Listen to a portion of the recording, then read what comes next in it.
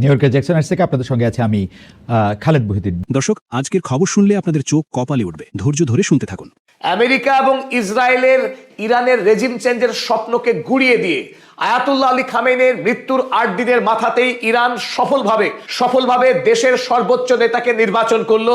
Syed Mojtaba Khamenei, Ayatollah Ali খামেনির পুত্র, সরকারিভাবে গতকাল অর্থাৎ 8ই মার্চ ইরানের সর্বোচ্চ ধর্মীয় নেতা নির্বাচিত হলেন।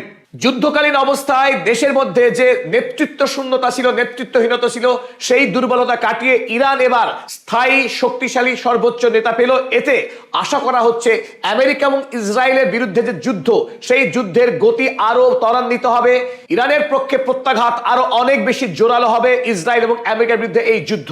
আয়াতুল্লাহ আলী খামেনিকে হত্যা করবার পর আমেরিকা এবং ইসরায়েল তারা ভেবেছিল দেশের মধ্যে যারা বিরোধী গোষ্ঠী তারা তীব্র আন্দোলন শুরু করবে এবং সেই সুযোগে দেশের মধ্যে যে ইসলামিক যে শাসন ব্যবস্থা চালু আছে সেই শাসন ব্যবস্থা তাসের ঘরের মতো ভেঙে পড়বে। সুযোগে ইসরায়েল এবং আমেরিকা তাদের পছন্দের রেজা পেহলভিকে এসে ক্ষমতায় বসিয়ে দেবেন। আমেরিকা এবং ইসরায়েলের সেই ষড়যন্ত্র সম্পূর্ণরূপে ব্যর্থ। ইরান দেখিয়ে দিয়েছে তারা আমেরিকা এবং ইসরায়েলের বিরুদ্ধে যুদ্ধে ঐক্যবদ্ধ। 1979 সাল থেকে আজ অবধি 47 বছর ধরে যে শাসন ব্যবস্থা ইরানে চলছে, সেই শাসন ব্যবস্থার প্রতি ইরানের মানুষের অটুট ভরসা রয়েছে। তারা আবারও দেখিয়ে দিল পশ্চিমী দুনিয়াকে আয়াতুল্লাহ আলী খামেনির নেতৃত্ব এবং তার পুত্র সৈয়দ মুজতবা খামেনির প্রতি তাদের অকুণ্ঠ আস্থার কথা। মুজতবা আলী ইরানের সর্বোচ্চ নেতা নির্বাচিত হওয়ার পর আমেরিকায় ডোনাল্ড ট্রাম্পের মুখে চুনকালি পড়ে গেল। আমেরিকার মানুষ এখন বলছে 87 বছরের খামেনির পরিবর্তে ডোনাল্ড ট্রাম্প আরো বেশি কঠোর, আরো বেশি পশ্চিমা বিরোধী 56 বছর বয়সী খামেনেইকে ক্ষমতায় আনলেন ইরানে। অর্থাৎ ডোনাল্ড ট্রাম্পের চাল সম্পূর্ণ বুমেরাং হয়ে গেল। ডোনাল্ড ট্রাম্প তিনি নিজের গালে আরো একটা থাপ্পড় মারলেন।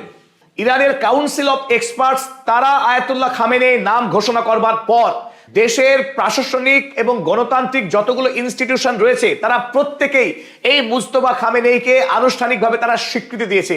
ইরানের পক্ষে ইরানের ইসলামিক রেভলিউশনারি গার্ড কর্পস অর্থাৎ ইরানের সবচেয়ে শক্তিশালী সৈন্যবাহিনী তারা প্রথমেই আয়াতুল্লাহ মুজতবা খামেনিকে উষ্ণ অভ্যর্থনা জানিয়েছে তাদের পক্ষে। তারপর দেশের আর্ম ফোর্স, ন্যাশনাল পুলিশ এবং ইরানের ন্যাশনাল সিকিউরিটি কাউন্সিলের চেয়ারপারসন আলী লারিজানি, যিনি আমেরিকা এবং ইসরায়েলের বিরুদ্ধে এই যুদ্ধের নেতৃত্ব দিচ্ছেন, সেই আলী লারিজানিও অভিবাদন জ্ঞাপন করেছেন এই নবনির্বাচিত দেশের সর্বোচ্চ ধর্মীয় নেতাকে।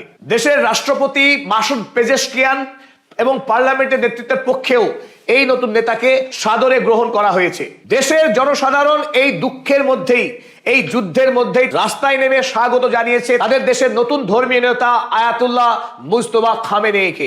এবং তারই মাধ্যমে পশ্চিমী দুনিয়ার যে ষড়যন্ত্র ছিল ইরানের মধ্যে ডিভাইড অ্যান্ড রুল করা, দেশের মানুষকে দুটি ভাগে ভাগ করা যে ষড়যন্ত্র করেছিল, সেই ষড়যন্ত্র সম্পূর্ণরূপে ব্যর্থ। দেশের মানুষ বর্তমানে যে শাসন কাঠামো রয়েছে ইরানে তার প্রতি তারা আস্থা রেখেছেন। রাষ্ট্রপতি পেজেশকিয়ানের মতে নতুন নেতার নেতৃত্বে ইরান আরো বেশি সমৃদ্ধি এবং আরো বেশি শক্তি ঐক্যের পথে এগিয়ে যাবে। ইসরায়েলের সংবাদপত্র টাইমস অফ ইসরায়েল লিখছে, more hardline than his father, Mojtaba খামেনি's appointment signals defiance and revenge। Ayatollah Ali খামেনির থেকে অনেক বেশি কঠোর, অনেক বেশি চরমপন্থী এই মুজতবা। এই নতুন নেতার নেতৃত্বে ইরান আগামী দিনে আরো বেশি প্রতিরোধ এবং আরো বেশি প্রতিশোধের পথে হাঁটবে, তাতে সন্দেহ নেই ইসরায়েলের। সুফি সাধকদের দেশ ইরান, এই সেই ইরান যারা একটা সময় মাছ ধরার নৌকাও বানাতে জানত না। আর আজ সেই ইরান নিজস্ব প্রযুক্তিতে ক্ষেপণাস্ত্র বানায়, এমন ক্ষেপণাস্ত্র যেগুলো দেখলে পুরো বিশ্বের চোখ ছানাবড়া হয়ে যায়। মাস 6 আগেই এই খামেনির ইরান ইসরায়েল আর আমেরিকার সামনে দাঁড়িয়েছিল মাথা উঁচু করে। আঘাত এসেছে, হুমকি এসেছে, কিন্তু ইরান তখনও দেখিয়েছিল সে কারো কাছে মাথা নত করার দেশ নয়। আজ খামেনি বিপদে, পাশে নেই রাশিয়া, চীনের মতো পুরনো বন্ধু রাষ্ট্রগুলো। আজ খামেনির লড়াইটা একারই। কি হবে খামেনির? ইরান কি সত্যি ক্ষমতা হারাবে? সব দেশ এবং শক্তি এতদিন ইরানের উপর ভর করে দাঁড়িয়ে তারা কি একদিনে শূন্যতায় হারিয়ে যাবে? ইরানের এই বিক্ষোভ শুরু হলো কেন? ফিরে দেখা যাক। এই আন্দোলনের শুরু অর্থনীতি থেকে। 2025 সালের শেষ দিকে ইরানি মুদ্রা রিয়াল ভয়াবহভাবে পড়ে যায়। ডলারের বিপরীতে রিয়ালের মান কয়েক গুণ কমে যায়।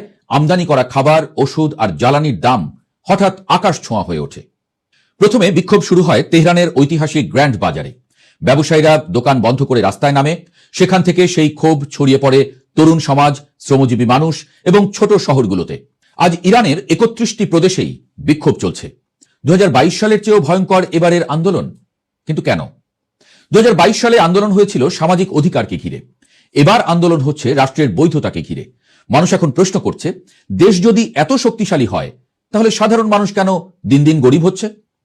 এই প্রশ্ন সরাসরি খামেনির শাসন ব্যবস্থাকে আঘাত করছে। খামেনি কে? তার শক্তি কোথায়? খামেনি শুধু একজন ধর্মীয় নেতা নন, তিনি ইরানের রাষ্ট্রের কেন্দ্রবিন্দু। সেনাবাহিনী, বিপ্লবী গার্ড, গোয়েন্দা সংস্থা, বিচার বিভাগ, রাষ্ট্রীয় টেলিভিশন সবকিছুই তার অধীনে। প্রেসিডেন্ট পর্যন্ত তার অনুমতি ছাড়া বড় কোনো সিদ্ধান্ত নিতে পারেন না। গত 35 বছরের বেশি সময় ধরে তিনি এমন একটা ব্যবস্থা গড়ে তুলেছেন যেখানে ধর্মীয় বৈধতা আর সামরিক শক্তি একে অপরকে রক্ষা করে চলে। এই কারণেই ইরানে বাঘে মহিষে এক ঘাটে জল খায়, সবাই খামেনির সিস্টেমের ভেতরেই টিকে থাকে। কিভাবে নিজস্ব প্রযুক্তিতে এত শক্তিশালী হলো ইরান? ইরানের এই সিস্টেমের সবচেয়ে বড় ভিত্তি হলো তাদের নিজস্ব অস্ত্রশিল্প। তারা নিজেই বানায় ballistic missile, cruise missile, drone, radar আর যুদ্ধজাহাজ। তাদের বহু ক্ষেপণাস্ত্রের পাল্লা 2000 কিলোমিটারেরও বেশি। পারস্য উপসাগর আর হরমুজ প্রণালীতে ইরানের সামরিক উপস্থিতি এমন যে চাইলে বিশ্বের তেল সরবরাহের বড় একটা অংশ এক ঝটকায় থামিয়ে দিতে পারে। মুসলিম বিশ্বে এমন সামরিক স্বনির্ভরতা ইরান ছাড়া আর কারো নেই। এই শক্তির আর এক স্তম্ভ হল ইরানের পারমাণবিক কর্মসূচি। ইরান এখন এমন মাত্রায় ইউরেনিয়াম সমৃদ্ধ করছে যাকে অনেক বিশ্লেষক পারমাণবিক অস্ত্র তৈরির দোরগোড়ায় বলে মনে করেন। পশ্চিমা গোয়েন্দা সংস্থাগুলো বলছে রাজনৈতিক সিদ্ধান্ত নিলে ইরান অল্প সময়ের মধ্যেই বোমার উপাদান বানাতে পারবে। এই সম্ভাবনাই ইরানকে শুধু একটি আঞ্চলিক শক্তি নয়, একটি বৈশ্বিক খেলোয়াড়ে পরিণত করেছে। তাহলে এই শক্তিশালী দেশ আজ এত নড়বড়ে কেন? কারণ ভেতরের তরুণ প্রজন্ম আর এই আদর্শিক শাসন মেনে নিচ্ছে না। তারা দেখছে দেশ সামরিকভাবে শক্তিশালী, কিন্তু সাধারণ মানুষের জীবন দিন দিন কঠিন হচ্ছে, আর ইরান বিশ্ব থেকে বিচ্ছিন্ন হয়ে পড়ছে। কারণ ভেতরে ভেতরে তরুণ প্রজন্ম আর এই আদর্শিক শাসন মেনে নিচ্ছে না। তারা দেখছে দেশ সামরিকভাবে শক্তিশালী, কিন্তু সাধারণ মানুষের জীবন দিন দিন কঠিন হচ্ছে, আর ইরান বিশ্ব থেকে বিচ্ছিন্ন হয়ে পড়ছে। একই সঙ্গে বাইরের ছবিটাও বদলে গেছে। রাশিয়া ইউক্রেন নিয়ে ব্যস্ত, চীন দূরত্ব বজায় রাখছে। মধ্যপ্রাচ্যে ইরানের কৌশলগতভাবে প্রভাব আগের মতো নেই। ফলে খামেনির সেই শক্তিশালী বলয় আজ দুর্বল। খামেনির পতন হলে কি হবে? খামেনির পতন মানে শুধু একজন নেতার পতন না, এটা হবে একটি ধর্ম সামরিক রাষ্ট্র ব্যবস্থার ভাঙন। কিন্তু এর মানে গণতন্ত্র আসবে এমন নিশ্চয়তা কিন্তু নেই। ইরানের সবচেয়ে সংগঠিত শক্তি হল নিরাপত্তা এবং সামরিক কাঠামো। খামেনি গেলে ক্ষমতা আরো কঠোর হাতে যাওয়ার ঝুঁকি থেকে যায়। কেন পুরো বিশ্ব তাকিয়ে আছে তেহরানের দিকে? প্রশ্নটার উত্তর খুঁজি চলুন। কারণ ইরান শুধু একটি দেশ নয়, এটি পারস্য উপসাগর, হরমুজ প্রণালী, তেল আর আঞ্চলিক শক্তির ভারসাম্যের কেন্দ্র। ইরান অস্থির হলে তেলের দাম বাড়বে, জ্বালানি বাজার কাঁপবে, মধ্যপ্রাচ্যের মানচিত্র বদলাবে। খামেনির ইরান আজ একদিকে ভেতরের ক্ষোভে, অন্যদিকে বাইরের চাপে জর্জরিত। এই দ্বিমুখী চাপ কোনো শাসনের জন্যই সহজ নয়, কিন্তু যদি এই সিস্টেম ভেঙে পড়ে তাহলে শুধু ইরান নয়, পুরো মধ্যপ্রাচ্যের ক্ষমতার ভারসাম্যই বদলে যেতে বাধ্য।